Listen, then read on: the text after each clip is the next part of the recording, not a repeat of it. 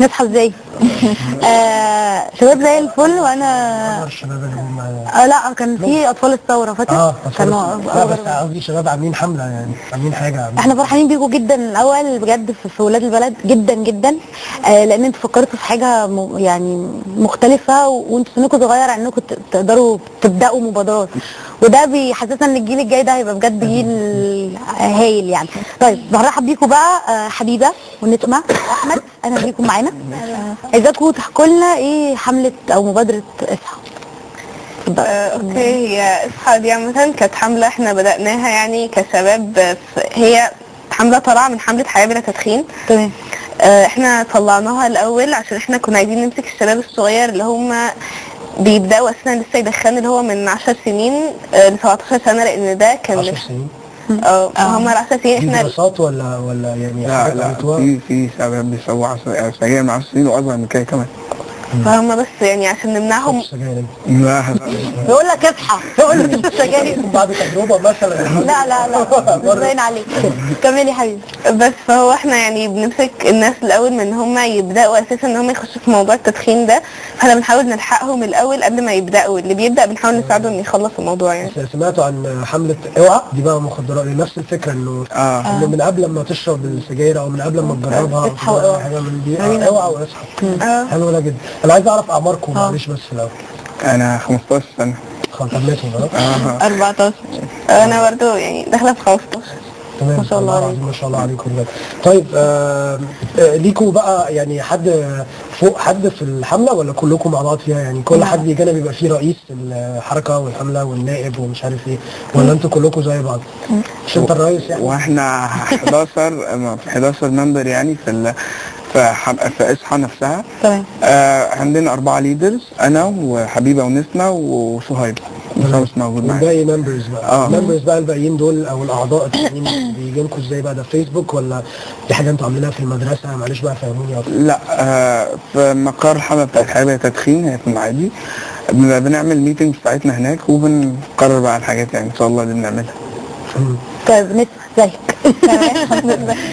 عايز اعرف انتوا يعني ازاي اصلا بتقدروا توصلوا للناس، او احنا ممكن نقول اطفال من 10 سنين يعني اللي ممكن يبداوا فعلا يشربوا سجاير، يعني بتجمعوا المعلومات دي ازاي؟ بتوصلوا لهم ازاي؟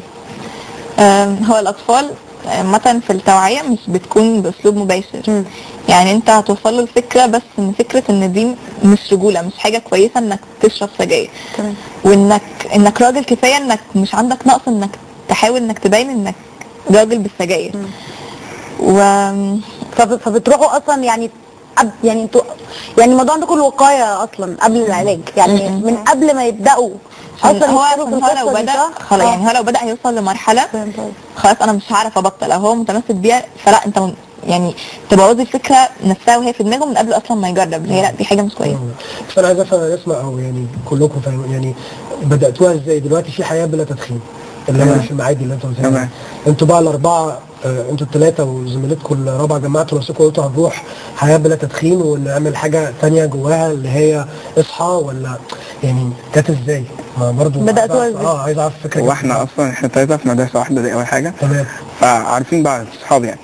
بس فاحنا قلنا ان احنا عايزين نعمل حاجه عشان فريق حياه كبير بيتكلم في اعمار اعلى يعني من 20 سنه لفوق. فاحنا قلنا ان احنا نعمل حاجه لسن اصغر. فريق حياه بتدخين جالكم المدرسه مثلا، يعني اتعرفتوا عليهم ازاي اصلا؟ دي عمل حمله وفيسبوك وكده. بس فاحنا يعني قلنا ان احنا نعمل حمله اصحى بحيث يبقى من سن 10 15 او ل 17 عشان نوعي الشباب من قبل ما يجربوا، عشان نفهمهم ايه هي السيجاره اصلا، يعني عشان معظم الناس تبقى فاهمها غلط في السن ده، عشان ده اكتر سن يعني بيبقى الشاب عايز يعرف ايه السيجاره يعني. ايه السيجاره؟ بالظبط. السيجاره بقى. السيجاره انت بقى يا احمد ايه؟ انا عندي اصحاب بيشربوا سجاير، فانا يعني عارف عشان مختلط بيهم. بس هو يعني هو بتختلف على حسب كل انسان، يعني كل انسان بيلاقي في السيجاره دي حاجه ناقصاه. في واحد مثلا ممكن يلاقي فيها رجوله، في واحد ممكن يلاقي قدوه لباباه، في واحد ممكن يلاقي في السيجاره دي قدام صحابه، يعني انا شفته وانا بشرب سجاير كبير انا مش كده. بس فهو ان انت تصلح عنده المفاهيم دي هتخليه عنده ثقه في نفسه ان هو مش عايز يشرب يعني، او عايز يبطل، مش عايز يعمل كده يعني.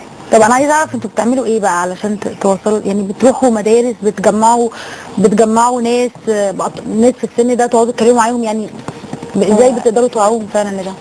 تمام. يا حبيبي. هو احنا عامة احنا بننزل ايفنتس عامة يعني عشان نوعي فيها. هو يعني في الايفنتس دي هي اللي بنبدأ فيها الشغل، واللي بنجمع منها الناس اللي احنا عايزين نوعيهم. فهو في الايفنتس دي يعني بنبدأ بقى، يعني السن الصغير ده بيكونوا مع بعض، واحيانا الكبار بيروحوا يوعوا الكبار.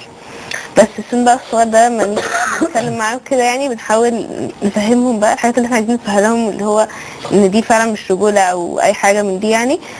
بس يعني انتوا اللي بتعملوا بقى الايفنت دي، ولا بيبقى الحياه بلا تدخين اللي بتعملها وانتوا بتنزلوا؟ بنعملها واحنا بننزل نشارك فيها معاهم. تمام، بس انتوا اللي بتقعدوا مع الاعمار الاصغر؟ هم مسؤولين لمرحله سنيه واحنا مرحله سنيه ثانيه. فكروني بشبابيك اول لما طلعنا خالص، فكره ان الشباب كان اللي هيكلم الشباب مش الكبار اللي هيكلموا الشباب، فانتوا بتحاولوا يعني عجباني جدا الفكره بجد. بس انا يعني احكوا لي بقى على رياكشنات الشباب الصغير اللي عنده 10 ل 15 سنه لما كلمتوه.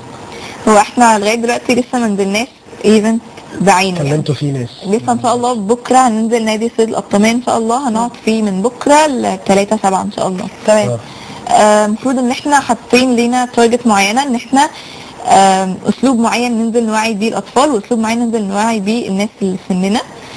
المفروض الاطفال زي ما قلت ان هي باسلوب مش مباشر، يعني انت هتعملي له مثلا بابت شو، هتوصلي له الفكره باسلوب يخش دماغه، حتى لو هو مش مقتنع عنه طفل. بس باسلوب غصب عنه هيخش دماغه يعني. تمام.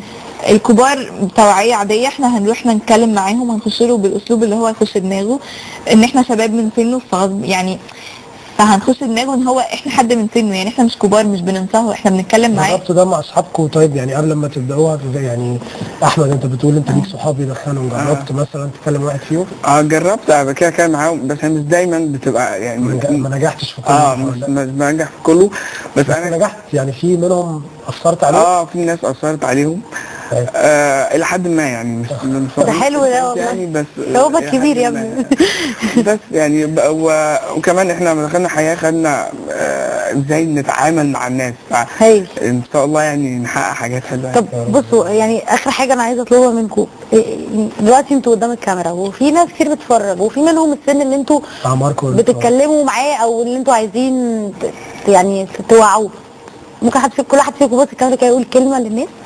على فكره يعني ده هو اللي كل، بس انا بتكلم بقى عن اللي انتوا عايزين تخصصوا فيه، يعني بروفا لبكره. طيب احنا ان شاء الله بكره يعني هننزل ايفنت في نادي الصيد. احنا عايزين بس نقول لكل الناس يعني ان هو ان شاء الله مش هيخسروا حاجه لو جم يعني، وانه بكره هيبدا الشغل بقى بجد ان شاء الله. طب سيبك من بكره، قولي انت دلوقتي كانك قاعده قدامهم. لا ده هي حلوه، دي بتعمل دعايه. بتعمل دعايه جدا يعني. هايله. يعني اكيد بكره الموضوع هيبقى فيه يعني استفاضه في الكلام انا عارفه، بس لو كل واحد فيكم هيقول جمله حتى توعيه يعني. توعيه حاجه يعني كأن الكاميرا دلوقتي هي الحد اللي انتوا بتتكلموا معاه عشان توعوا، هتقولوا لهم ايه؟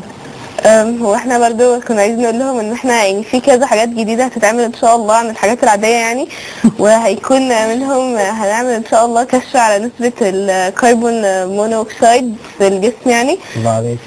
فهم هيعرفوا واللي عايز يقلل يعني من النسبة دي هنعمل فيه بقى مسابقات وكده يعني ان شاء الله. حلو ده عشان بكره توعية. انا لما اجي اوعي حد قدامي يعني لو كان حد من سني هفهم الاول هو ايه اللي اصلا شده، وبعديها هتكلم معاه يعني احاول اقنعه بوجهة نظري. لو مش اقتنع فانا لازم اقنعه بالواقع ان هو دي حاجة مش كويسة، ودي حاجة انت بتأذي بجد نفسك او بتموت بس باسلوب بطيء مش كده. وان اكيد الحد ده اصلا مفيش حد بيحب انه يموت، ومفيش حد بيحب ان هو يأذي نفسه يعني. مفيش حد بيروح يرمي نفسه في بحر ولا بيغرق نفسه يعني. تمام. فانت بتعمل نفس الحاجه بس باسلوب مختلف، هو نفس المبدأ. فانا هقنعه بوجهة نظري، هو لو ما اقتنعش بيها فهواجهه بالواقع. لو ما اقتنعش بقى انا هحاول ابذل اقصى مجهود معاه، بس يعني ان شاء الله هحاول نعمل حاجه ان شاء الله يا رب. واحمد تقول ايه؟ يعني انا عايز كل الشباب بس يفكروا قبل ما ياخد الخطوه ان هو عايز يجرب او عايز يعمل كده. فكر في كذا حاجه الاول قبل ما تعمل كده. فكر في هتبقى مبسوط بنفسك. فكر في نظره الناس ليك. فكر في اهلك هيبقوا يعني هيبقوا مبسوطين بيك ولا مش هيبقوا مبسوطين بيك. ويعني لازم تكون انت عندك اراده ان انت يعني الحاجه دي انت مش مفروض تعملها. انت كمان مفروض تكون بوزيتيف وتخلي ناس تبعد عنها عشان تساعد بجد ان احنا هنبني مصر ان شاء الله كويسه يعني. الله عليكم. اشكرك سيادة الرئيس. ممكن اسالكم حاجه بره الموضوع قبل ما نقفل؟ احنا كده خلاص للاسف التايم بتاعنا خلص. بس يعني بما ان معانا شباب من الجيل اللي جاي اللي بجد دايما لو كنتوا بتتفرجوا علينا كنا دايما بنقول العمل فيكم ان شاء الله يا رب، وده باين باول مبادرات ليكم يعني. بس احساسكم ايه بقى النهارده اول يوم في مصر برئيس مدني جديد والكلام ده؟ فرقه معاكم ولا هو منتخب بقى؟ فرحان جدا يعني طبعا. انا برضه كنت يعني مع ان شاء الله كنت مع محمد مرسي عامه، انا كنت حاسه يعني كان مشروع النهضه يعني كنت معجبه بمشروع النهضه، فعامه كنت حاسه ان هو ان شاء الله ده انا بكلمك عموما احنا بنتكلم في البرنامج وان هو معجبه بيه الله يعني. بتكلم بغض النظر مرسي او غيره ان احنا بقى عندنا عموما رئيس. فانتوا ما شاء الله يعني داخلين بيتكلموا في التفاصيل. ما شاء الله عليكم بجد. يا رب يعني يزود افراحنا طالما يعني الناس فرحانه، ويا رب كل الشعب يحس بده ويشوف الاختلاف ده بجد على ارض الواقع يا رب ان شاء الله. نورتونا بجد يا شباب يا زي الفل بجد، وهنتابع معاكم على طول ان شاء الله. احنا هنروح لفاصل وهنرجع مع بنت البلد بقى. احلقوا لي باي.